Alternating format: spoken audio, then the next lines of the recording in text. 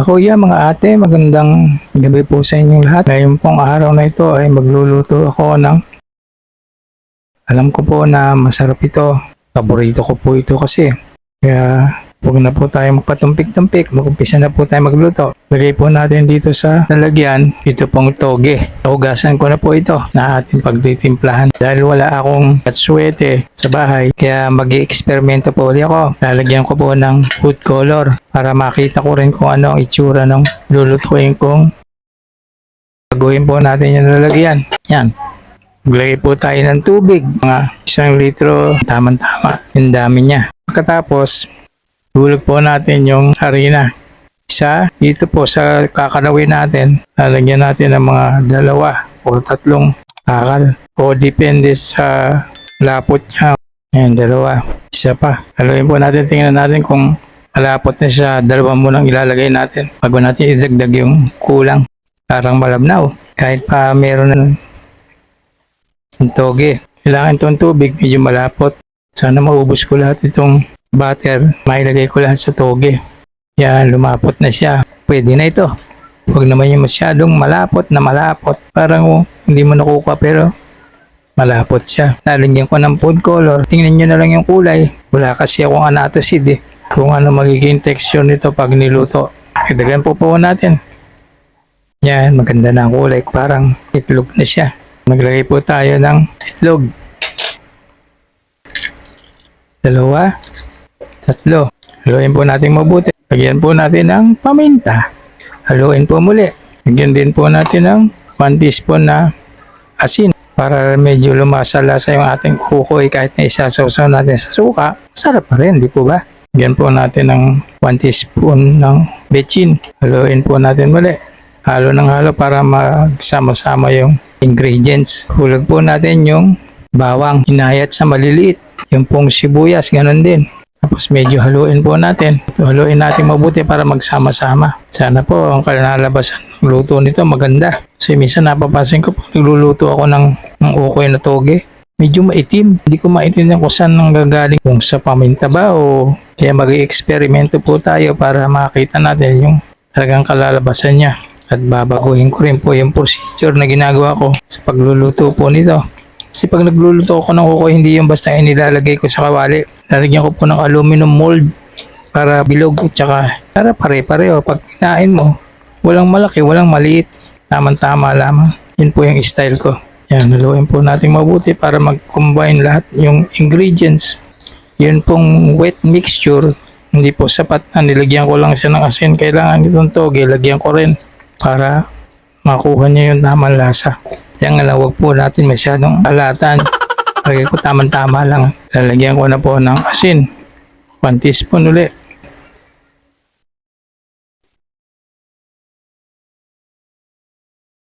Haluin po ulit natin para maghalo-halo siya.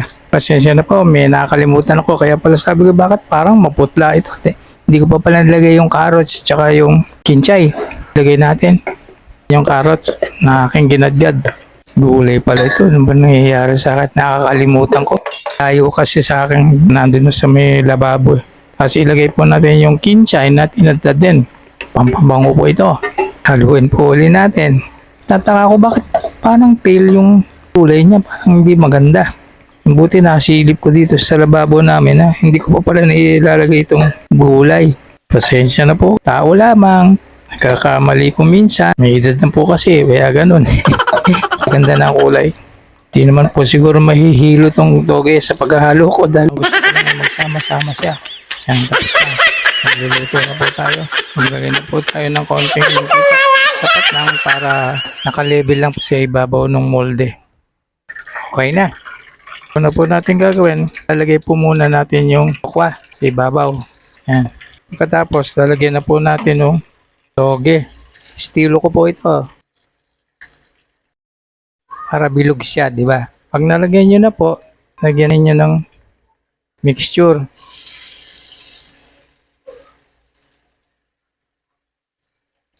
Tapos, inyo pong bandian ng mantika sa ibabaw para maluto. Di po ba? Ang ganda. Tilo ko po yan eh. Medium lang po natin yung apoy. Masunog eh. since mainit po siya, gumamit tayo ng tong para malaman natin kung matatanggal natin siya. Teka, gumamit po tayo ng tong po sa ating i-press yung gilid para maalis po natin yung pinaka-ukoy. Tingnan po natin. Yun, dumidikit siya. Yan, di po ba bilog? Baka nasunog na. Balik na rin po natin. Nagtabingi yung tokwa. At kaya medyo parang maitim pa rin dahil siguro ito sa toge yata yung nasusunog. O, na po natin.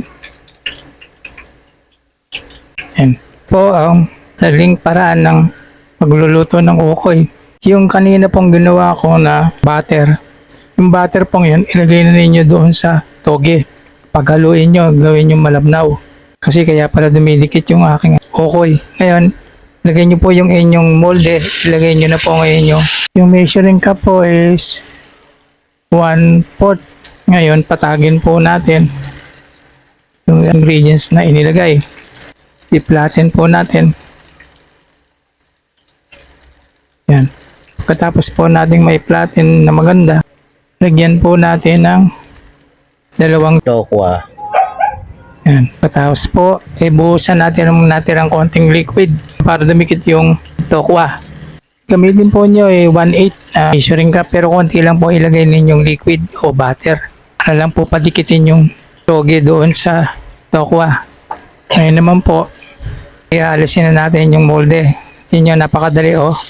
Inangat ko lang, wala na. Tanggal na. Kanina nahihirapan ako eh.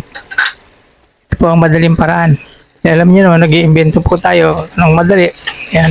Ngayon po natin banlian yung ibabaw para maluto. Para makaluto tayo ng marami, ilagay po natin muli yung molde. Magsali na naman po tayo ng panibago.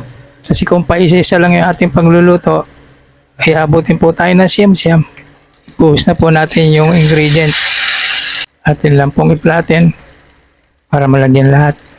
Pagkatapos po, ilagay natin yung 2 pirasong Tokwa.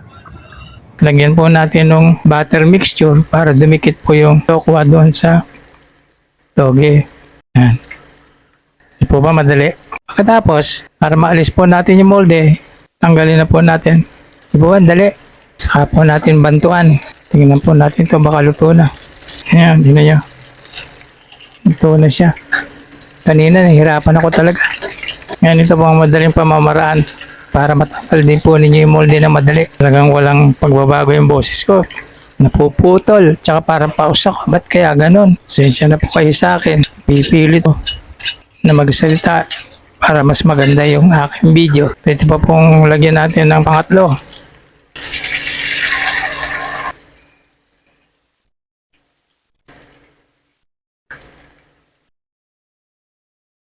Ayan, ito na. Pwede na po nating ahunin.